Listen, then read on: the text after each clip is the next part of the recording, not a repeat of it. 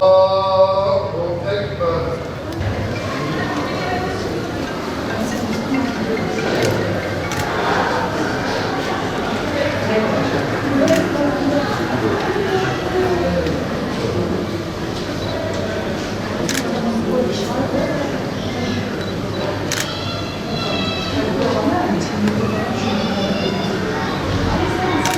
Allahu Ekber.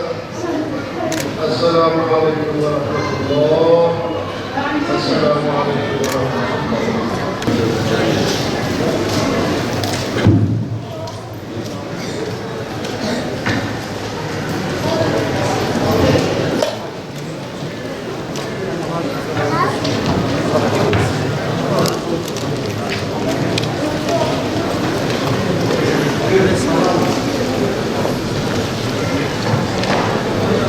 Malumunuz dün teknoloji kampımıza katılmak üzere ve orada ki görevlerini ifa etmek üzere İstanbul'dan hareket eden Muratcan, Yusuf Taha, Tarık ve Kahan kardeşlerimiz, biri personelimiz, üçü de gönüllümüz olan kardeşlerimiz Bursa yakınlarında geçirdikleri trafik kazası sonucu vefat ettiler.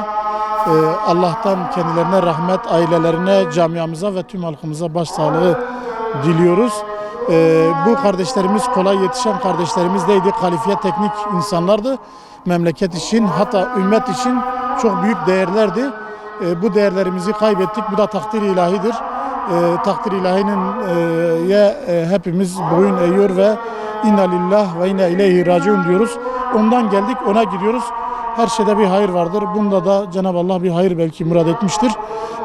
Acımızı paylaştığı için Urfa Valimiz Abdullah Erin'e, Hüdapar İl Başkanımıza, Saadet Partisi Genel Başkan Yardımcısına, sivil toplum kuruluş başkanlarına, halkımıza, katılan cemaate, herkese ayrı ayrı teşekkür ediyoruz.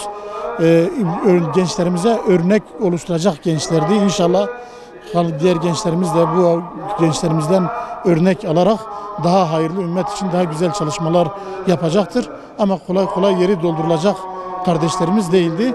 Acımız büyüktür. Bu acımızı paylaşan halkımıza ve tüm sivil toplum kuruluşuna, herkese teşekkür ediyoruz. Öncelikle Allah hepsine rahmetiyle muamele eylesin. Dördü de değerli insandı. Dördü de kalifiye elemandı.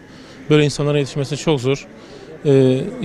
İHA'nın camiasının tamamının başı sağ olsun. Burada başta Behçet Atilla kardeşimize tazelerimizi iletiyoruz. Allah hepsine sabırlar versin. Böyle insanlar kolay kolay yetişmiyor. Tabii ki Allah'ın takdiridir. Allah-u Teala takdir etmişse bir şeyi artık onun önüne geçilmez. Yani Üstad Bediüzzaman'ın tabiriyle dünyadan tezkerelerini aldılar. İnşallah dünyada yaptıkları işlerin karşılığını, mükafatlarını ahirette göreceklerdir. Üzülüyoruz. Yani üzüntümüz büyük çünkü yani bizim kardeşlerimizdi. Kardeşlerimizin vefatına işte böyle bir gayretli insanlar vefatına insan üzülüyor. Fakat bu yolda, hayır yolunda vefat edenlerin de şehit olduğuna inanıyoruz. İnşallah şehit sevabıyla mükafatlanırlar. Tekrar İHA camiasının başı sağ olsun. Hepimizin başı sağ olsun. Çünkü bizim Müslümandılar, kardeşlerimizlerdi. Allah sabırlar versin hepsine diyoruz. Hepimize sabırlar versin. Allah razı olsun.